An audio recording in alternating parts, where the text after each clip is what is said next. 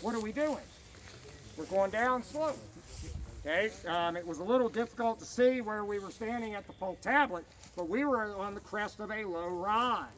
That low rise runs down to Brock Field. That low rise is the rise along which Jackson's and Maney's brigades fought on the 19th primarily. So we've been going down slope, and now we're going to cross a bottom just ahead of us, and look what the ground begins to do again.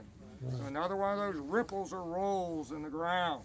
So now we are Lucius Polk's brigade. We are obliquing to the right front, to the northwest, to try to close the gap between Polk's right and Helm's left. But by the time we have reached this point, our skirmishers have contacted the Union skirmishers. And there is now a skirmish fight going on. And since the Confederates are backed up by a line of battle, now the Federal skirmishers are falling back. But what do you think happened to the oblique as the skirmishers become engaged? It stops. Yeah, even if there was no order to front, what's going to be the natural tendency of the soldiers to do? To front. And now they are in contact. And what happens is they only close about half of the gap. Whether that space was, it was larger than the kind of absolute minimum of 100 yards, whether that space was 200 yards or 300 yards or 400 yards, they only close about half of that space. There is still going to be a space between Lucius Polk's right and Helm's left. And we'll see if we can't try to illustrate this in the course of the program as well. Is either brigadier concerned about that gap? Yes. Helm is concerned about, yes, Helm is concerned about that. And Polk is concerned about that. So is Colonel Hill, the commander of the 35th Tennessee, on the right of Polk's brigade. There is no one essentially on his right flank. So there are people concerned about that, and that concern is being communicated up the chain of command. He would not have detached the company maybe to try to go connect or Hill, I think, says he does deploy a company to his right, but one company as skirmishers is not going to be... at least it's a warning to you if they start shooting at something. But, right. No, actually he does not. What about Helm? Does Helm send anybody? No. Anybody to the No. left? So but he's concerned, but he does nothing. But they know that they're in the vicinity of each other. Well, the thing is, if they move anybody out, then they break their own line. Yeah, yeah. But he doesn't reach out to anybody.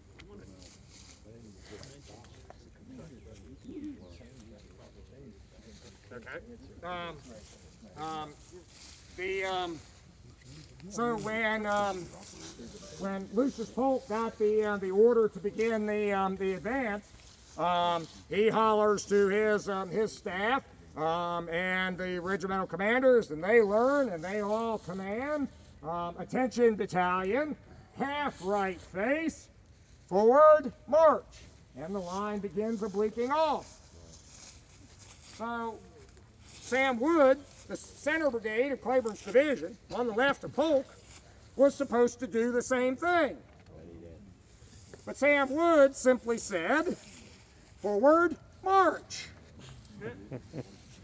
And Deschler, who had been told to oblique, Deschler gives the command, attention battalion, half right face, forward march.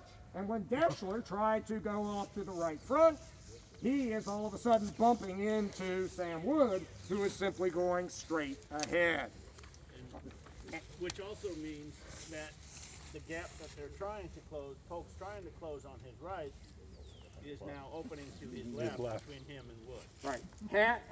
If he fills half of the gap between Helm's left and his right, that half is now inserted between Polk's left and Wood's right. So we've moved the gap. We've shifted the gap down the line. And this is some more evidence about Sam Woods' limited control of his brigade, which had been manifested the evening before in the fighting in Winter Field, which had been manifested at Murfreesboro 9 months before, which had been manifested at Perryville in October of 1862, which had been manifested at Shiloh. And of course, what is Sam Woods' last battle in the Army of Tennessee? Chickamauga. This becomes Lowry's brigade. So, but now, and think about this from Claiborne's perspective.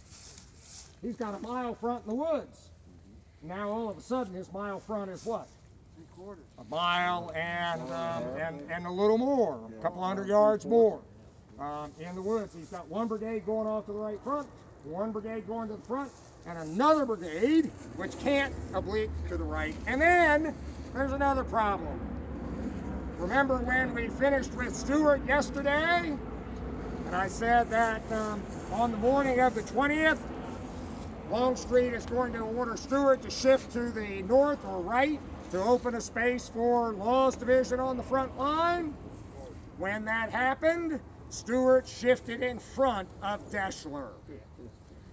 The wings overlap. And so when Deschler realizes he can't oblique off to the right front and says, okay, I got to go straight ahead like Sam Wood, all of a sudden he runs into the back of Stewart's division. And he can't go through Stewart's division. And so now Claiborne's division is starting to come apart. And that's how then we're going to wind up with the way Claiborne's division does strike the line. We'll kind of touch on the end of that at the end of the program. Other questions or observations? Didn't Claiborne lean out Wood from the day before? Because didn't Wood not come up or something?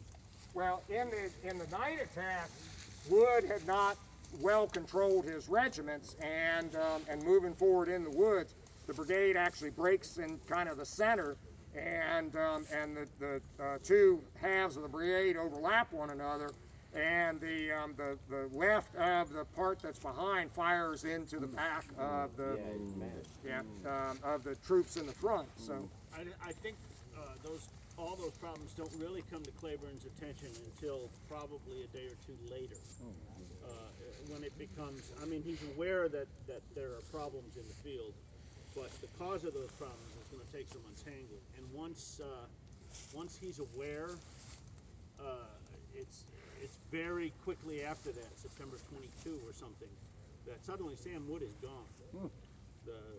One of his headquarters orderly writes the brigadier has departed the army, and without even basic administrative functions before the regimental reports were written and everything. And so it's as if space aliens sucked Wood up. And that kind of suggests that on September 21 and 22, as Claiborne's division has time to take stock of the battle, and what happened becomes more apparent. Because immediately after every battle, what should be happening, among other things, all the other things you have to do, is that regimental commanders start gathering information about what happened to their regiment so they can write their reports. And then the brigade commanders can write their reports. And the division to corps ultimately up to the army. And so there's effectively a post-operational wash-up, is what we'd call it. or whitewashing. Yes. And somewhere in that process, within a day or two of the end of the battle, it becomes apparent that Sam Wood screwed up big time, and he's gone. But as of the morning of the 20th, probably not. He's still in command. Claiborne actually will have more direct experience with Woods on fitness for command here on the 20th and become extremely frustrated with it, which contributes to the whole mess.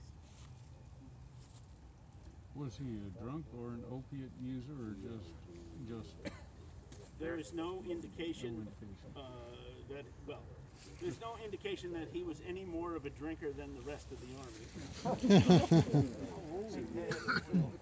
He is a little bit older than most of the other brigadiers by this time, although I don't remember exactly what his age is. But he's a little bit older. And in that orderly's account of what happens when the general is gone, the rumors within the brigade are that the general was cowering behind a tree, so coward is raised. That's hard to recover. Okay, so let's resume the advance.